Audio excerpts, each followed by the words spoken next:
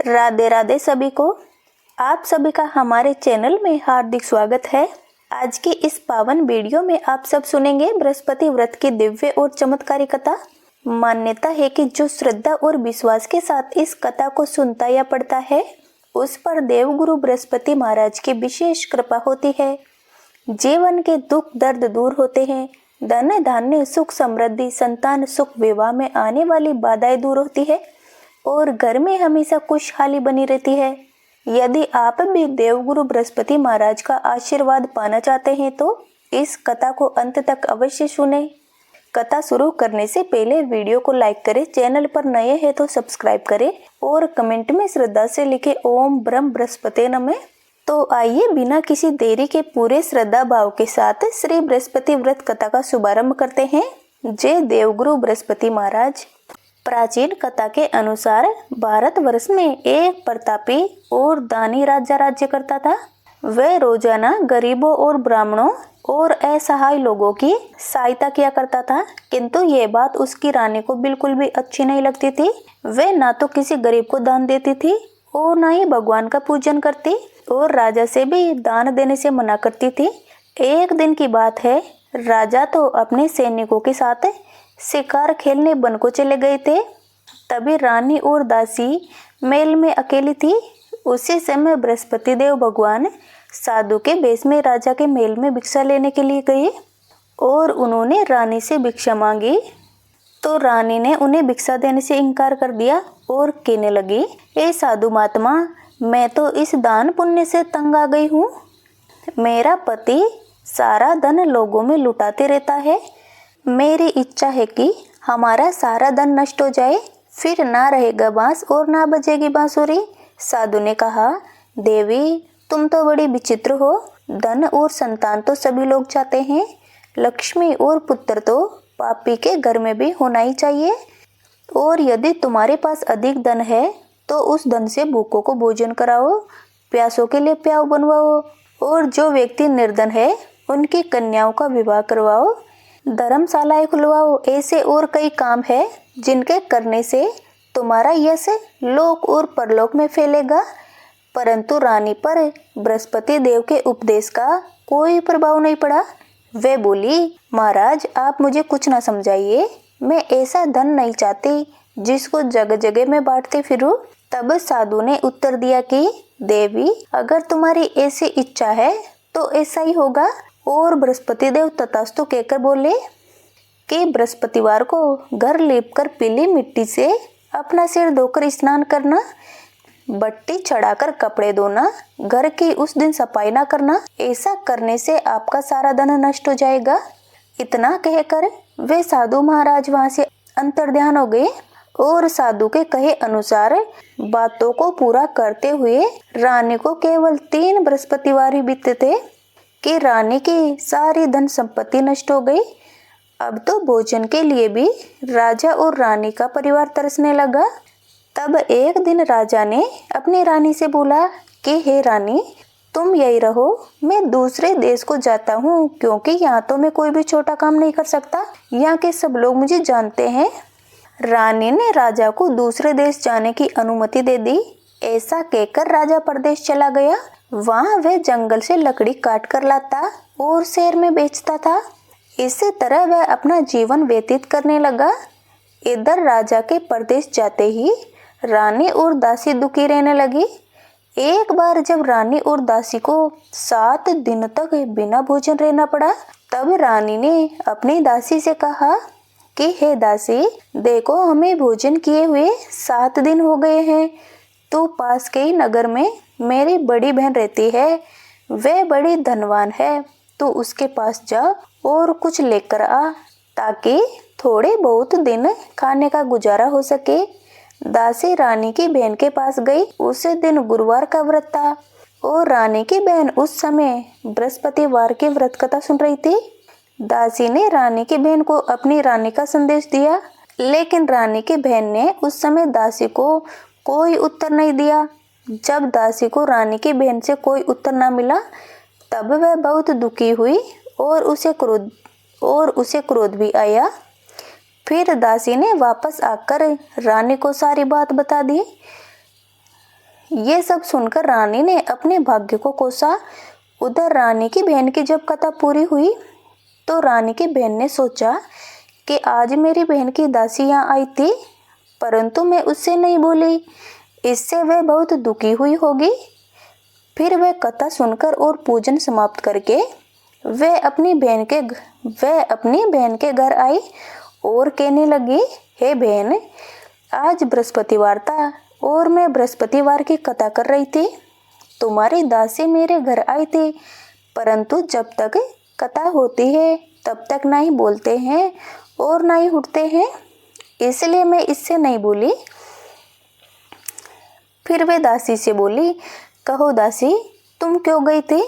रानी बोली, बहन, तुमसे क्या छुपाऊं, हमारे घर में खाने तक को अनाज नहीं था। ऐसा कहते कहते रानी रोने लग गई।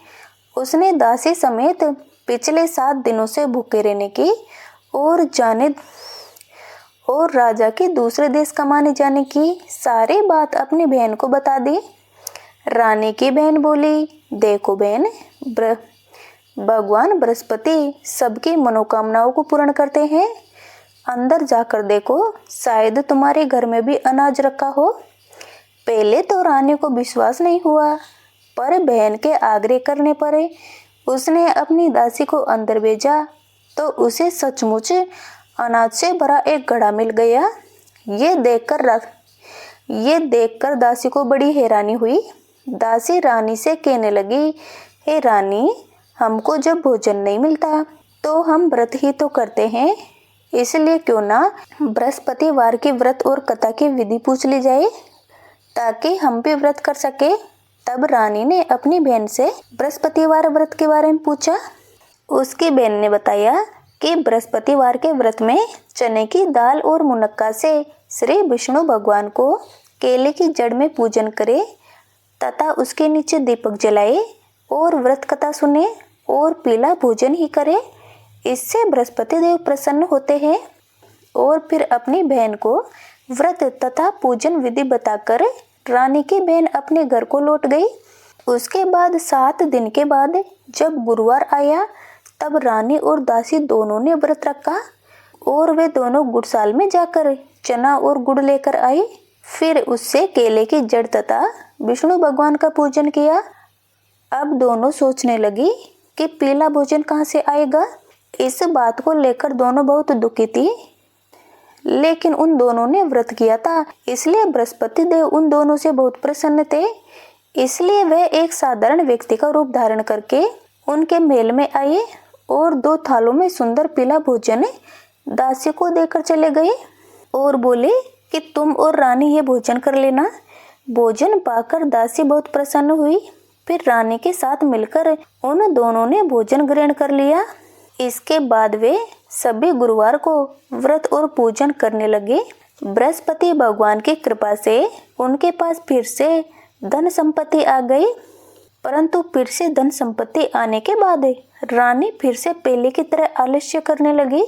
ये देखकर दासी रानी से बोली, देखो रानी, तुम पहले भी इसी प्रकार आलस्य करती थी। तुम्हें धन के रखने में भी कष्ट होता है, इस कारण हमारा सभी धन नष्ट हो गया और अब जब भगवान बृहस्पति की कृपा से धन मिला है तो फिर तुम्हें आलस्य हो रहा है। रानी को समझाते हुए दासी ने कहा कि देखो रानी, बड़ी मुसीबतों के बाद हमने ये धन पाया है, इसलिए हमें दान पुण्य करना चाहिए, भूखे लोगों को भोजन कराना चाहिए और धन को शुभ कार्यों में खर्च करना चाहिए, जिससे तुम्हारे कुल का यश बढ़ेगा, तुम्हें स्वर्ग की प्राप्ति होगी और तुम्हारे पितृ प्रसन्न होंगे। दासी की बात मानकर रानी अपना धन शुभ कार्यों में खर्च करने लगी, जिससे पूरे नगर में उसका यश फैलने लगा। उधर एक दिन राजा दुखी होकर एक पेड़ के नीचे बैठ गया और वह अपनी दशा को याद करके व्याकुल होने लगा। उस दिन बृहस्पतिवार का दिन था। कुछ देर बाद राजा ने देखा कि निर्जन वन में एक साधु महात्मा प्रकट हुए। वे साधु वेश में स्वयं बृहस्पति देव भगवान थे। वे लकड़हारे के सामने आकर बोले, हे लकड़हारे, इस सुनसान जंगल में तो इतनी चिंता में क्यों बैठा है? तुझे क्या दुख है? लकड़हारे ने दोनों हाथ जोड़कर प्रणाम किया और उत्तर दिया, हे साधु महात्मा, आप तो सब कुछ जानते हैं, मैं और क्या कहूँ। ऐसा कहकर राजा रोने लगा और साधु को अपनी सारी बात बताई। साधु जी ने कहा कि तुम्हारी पत्नी ने बृहस्पतिवार के दिन बृहस्पति भगवान का निरादर किया है, जिसके कारण रुष्ट होकर उन्होंने तुम्हारी ये दशा कर दी है। लेकिन अब तुम चिंता मत करो, जैसा मैं कहता हूँ वैसा करो, तुम्हारे सब कष्ट दूर हो जाएंगे और भगवान तुम्हें पहले से भी अधिक धन संपत्ति देंगे। तुम बृहस्पतिवार के दिन कथा किया करो। 2 पैसे के चने मुनक्का लाकर उसका प्रसाद बनाओ और शुद्ध जल से लोटे में शक्कर मिलाकर अमृत तैयार करो।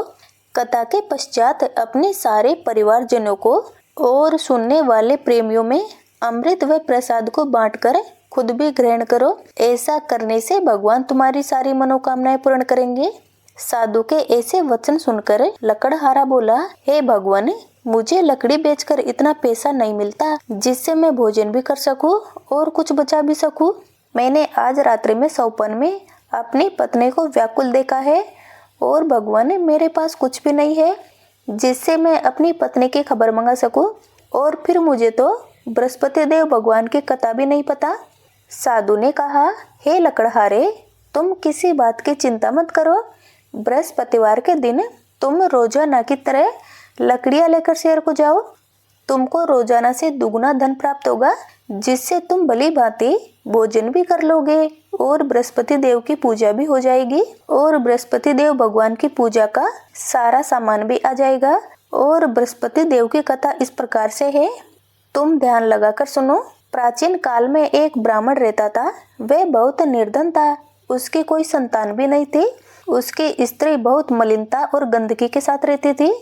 वह स्नान भी नहीं करती थी, किसी देवता का पूजन भी नहीं किया करती थी। इससे ब्राह्मण देवता बड़े दुखी रहते थे। बेचारे बहुत कुछ कहते थे, किंतु उसकी पत्नी पर उसका कोई फर्क नहीं पड़ता था।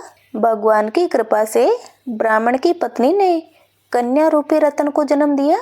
वह कन्या बड़ी होने पर प्रातःकाल उठती, स्नान करती, श्री विष्णु भगवान का जाप और बृहस्पति भगवान का व्रत करने लगी।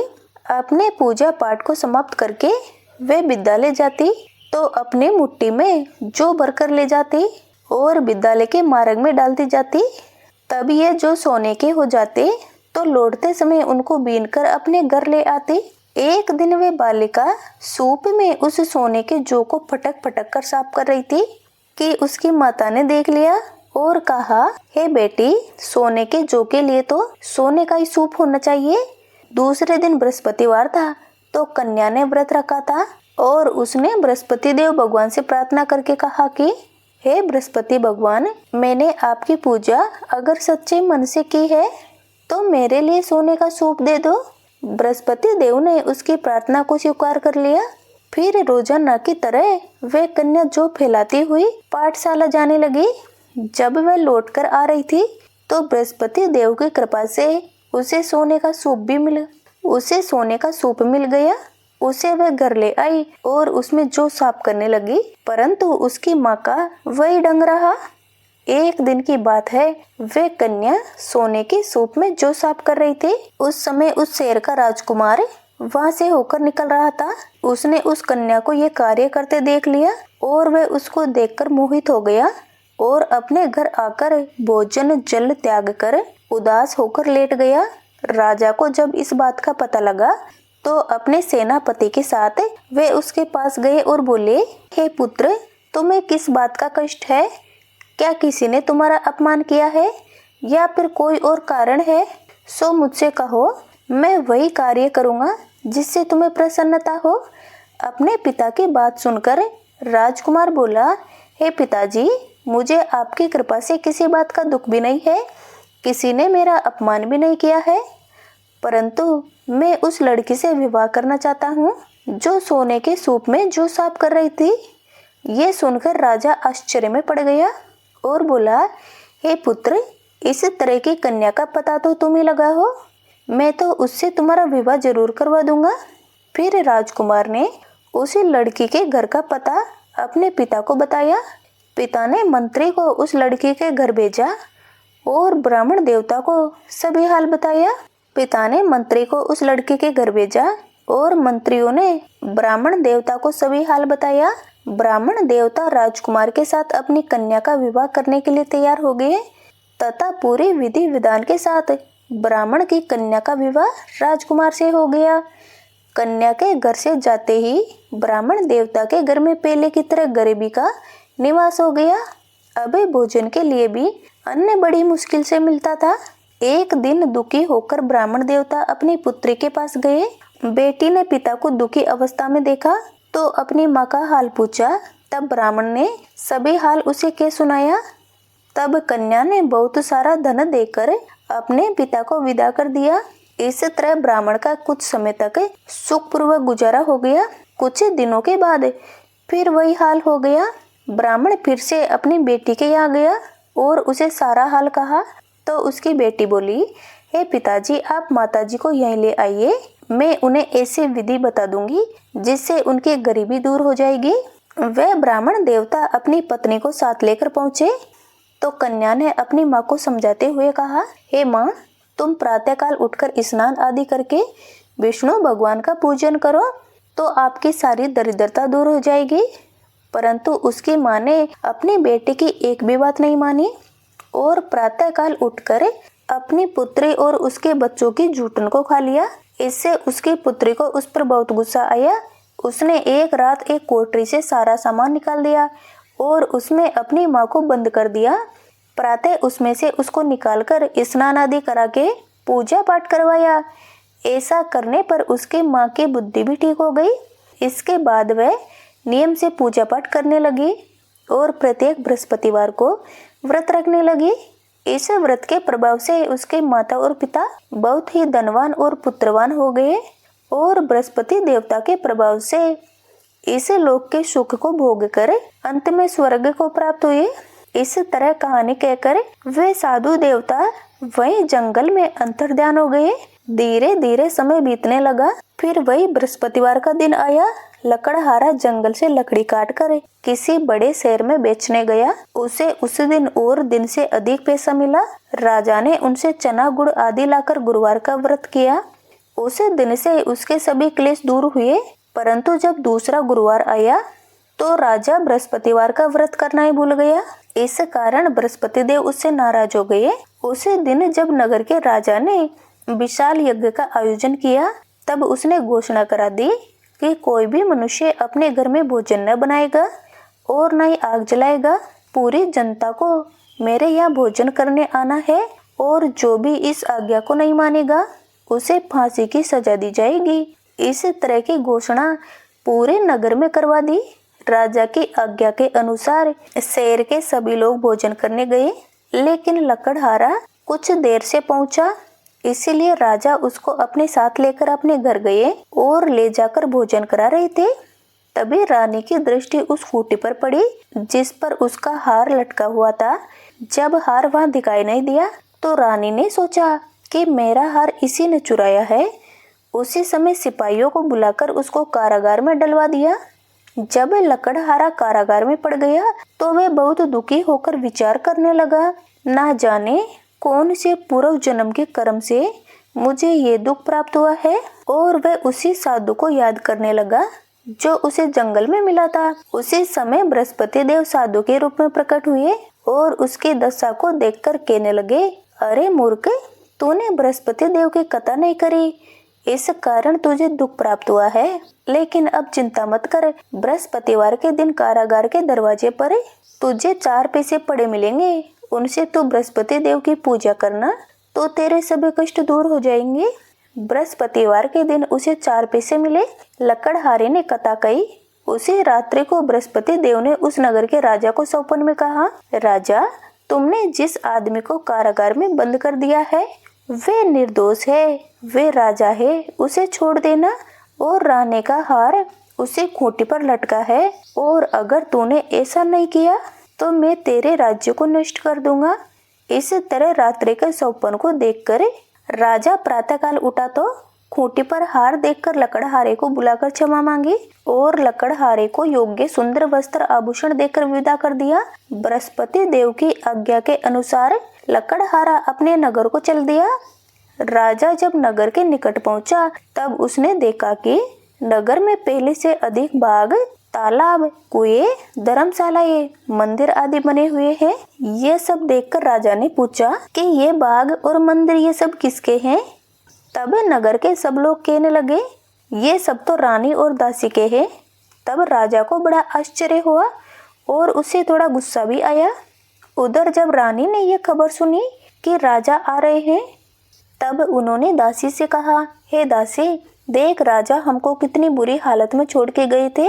हमारी ऐसी हालत देखकर कहीं राजा वापस न लौट जाए, इसलिए तू दरवाजे पर खड़ी हो जा। आज्ञा के अनुसार दासी दरवाजे पर खड़ी हो गई। तब राजा आए तो उन्हें दासी अंदर ले आई। तब राजा ने क्रोध करके अपनी रानी से पूछा कि ये सब धन तुम्हें कैसे प्राप्त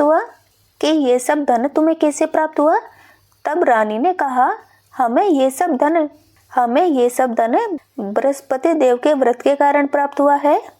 अब तो राजा ने निश्चय किया कि 7 दिन में तो सभी बृहस्पति देव का पूजन करते हैं, परंतु मैं प्रतिदिन दिन में 3 बार कहानी और व्रत किया करूंगा। अब तो हर समय राजा के दुपट्टे में चने की दाल बंधी रहती और दिन में 3 बार कहानी कहते। एक दिन राजा ने विचार किया कि चलो अपनी बहन के यहाँ जा आते हैं। इस तरह निश्चय करके राजा घोड़े पर सवार होकर अपनी बहन के यहाँ चल दिए। मार्ग में उसने देखा कि कुछ आदमी एक मुर्दे को लिए जा रहे हैं। उन्हें रोककर राजा कहने लगा, अरे भाइयों, मेरे बृहस्पति देव की कथा सुन लो। वे बोले, लो, हमारा तो आदमी मर गया है और इसको कथा सुनाने की पड़ी है। परंतु कुछ आदमी बोले, अच्छा कहो, हम तुम्हारी कथा भी सुन लेंगे। राजा ने दाल निकाली और कथा कहने लगा। जब कथा आधी हुई तो मुर्दा हिलने लगा और जब कथा पूरी हो गई तब राम राम करके वे उठ खड़ा हुआ। आगे मार्ग में राजा को किसान खेत में हल चलाता हुआ मिला। तब राजा ने उसे देखकर बोला, अरे भाई, तुम मेरी बृहस्पतिवार की कथा सुन लो। किसान बोला, जब तक मैं तेरी कथा सुनूंगा तब तक 4 हरिया जोत लूंगा। जा अपनी कथा किसी और को सुनाना। इस तरह राजा आगे चलने लगा। राजा के चलते ही किसान के बैल पछाड़ खाकर गिर गए और किसान के पेट में बड़ी जोर से दर्द होने लगा। उसी समय उसकी माँ रोटी लेकर आई। उसने ये सब देखा तो अपने बेटे से पूछा और बेटे ने सभी हाल कह दिया। तब वह बुढ़िया दौड़ी दौड़ी उस घुड़सवार के पास गई और उससे बोली कि भाई, तेरी कथा मैं सुनूंगी, तो अपनी कथा मेरे खेत में चल कर कहना। राजा ने बुढ़िया के खेत पर जाकर कथा कही, जिससे सुनते ही वे बैल उठकर खड़े हो गए तथा किसान के पेट का दर्द भी बंद हो गया। फिर राजा अपनी बहन के घर पहुंचा। बहन ने भाई की खूब मेहमानी की। दूसरे दिन प्रातःकाल जब राजा उठा तो देखने लगा कि सब लोग भोजन कर रहे हैं। राजा ने अपनी बहन से कहा, हे बहन, ऐसा कोई मनुष्य है क्या जिसने भोजन नहीं किया हो और वह मेरे बृहस्पति देव की कथा सुन ले? तो बहन बोली, भैया, ये देश ऐसा ही है, यहाँ तो पहले भोजन करते हैं और बाद में अन्य कार्य करते हैं। अगर कोई पड़ोस में हो तो मैं देख के आती हूँ। ऐसा कहकर वे देखने चली गई, परंतु उसे कोई भी नहीं मिला जिसने भोजन नहीं किया हो। अंत में एक कुमार के घर गई जिसका लड़का बीमार था। उसे पता चला कि उसके यहाँ 3 दिन से किसी ने भोजन नहीं किया है। रानी ने अपने भाई की कथा सुनने के लिए कुमार से कहा तो वह तुरंत तैयार हो गया। राजा ने जाकर बृहस्पतिवार की कथा कही, जिसको सुनकर उसका लड़का ठीक हो गया। अब तो राजा की खूब प्रशंसा होने लगी। एक दिन राजा ने अपनी बहन से कहा, हे बहन, अब हम अपने घर चलते हैं, तुम भी तैयार हो जाओ। राजा की बहन ने अपनी सास से कहा। तब उसकी सास ने कहा, तू चली जा, लेकिन अपने लड़कों को मत ले जाना, क्योंकि तेरे भाई के अभी कोई संतान नहीं है। बहन ने अपने भाई से कहा, भैया, मैं तो चलूंगी, लेकिन मेरे बालक नहीं चलेंगे। तब राजा बोला, जब कोई बालक ही नहीं चलेगा तब तुम भी क्या करोगे? फिर बड़े दुखी मन से राजा अपने नगर को लौट आया। राजा ने अपनी रानी से घर आकर कहा कि हम निर्वंशी है, हमारा मुंह देखने का धर्म भी नहीं है और उसने भोजन भी नहीं किया। तब रानी बोली कि स्वामी, बृहस्पति देव ने हमें सब कुछ दिया है, वह हमें संतान भी अवश्य देंगे।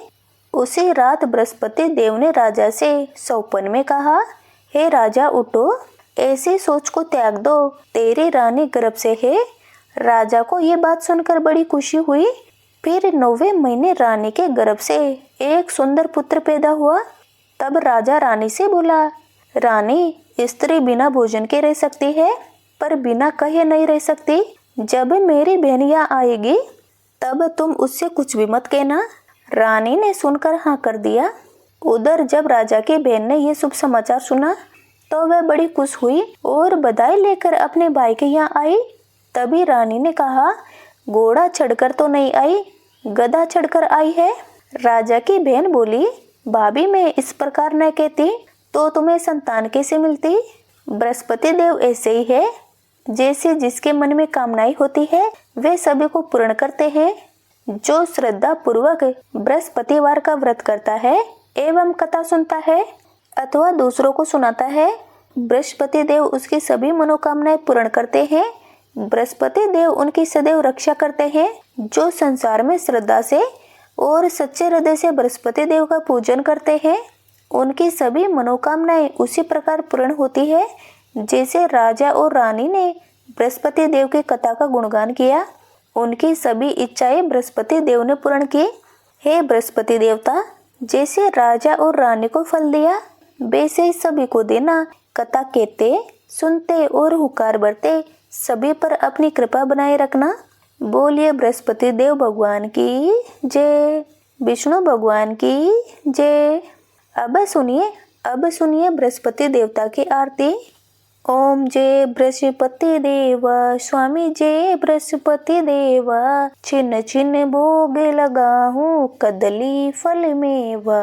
ओम जय बृहस्पति देवा, तुम पूर्ण परमात्मा, तुम अंतर्यामी, स्वामी तुम अंतर्यामी। जगत पिता जगदीश्वर, जगत पिता जगदीश्वर, तुम सबके स्वामी। ओम जय बृहस्पति देवा। चरणामृत निज निर्मल, सब पातक हरता, स्वामी सब पातक हरता। सकल मनोरथ दायक, सकल मनोरथ दायक, कृपा करो भरता। ओम जय बृहस्पति देवा। तन मन धन अर्पण कर जो जन शरण पड़े, स्वामी जो जन शरण पड़े। प्रभु प्रकट तब होकर, प्रभु प्रकट तब होकर, आकर द्वार खड़े। ओम जय बृहस्पति देवा। दीन दयाल दयानिधि, भक्तन हितकारी, स्वामी भक्तन हितकारी। पाप दोष सब हरता, पाप दोष सब हरता, बहु बंधन हारी। ओम जय बृहस्पति देवा। सकल मनोरथ दायक, सब संशय तारो, स्वामी सब संशय तारो। विषय विकार मिटावो, विषय विकार मिटावो, संतन सुखकारी। ओम जय बृहस्पति देवा। जो कोई आरती तेरी प्रेम सहित गावे, स्वामी प्रेम सहित गावे। सब आनंद बंद सो निश्चय पावे। ओम जय बृहस्पति देवा, ओम जय बृहस्पति देवा, स्वामी जय बृहस्पति देवा। छिन्न छिन्न भोग लगाऊं कदली फल मेवा। ओम जय बृहस्पति देवा। बोलिए सभी बृहस्पति देव भगवान की जय।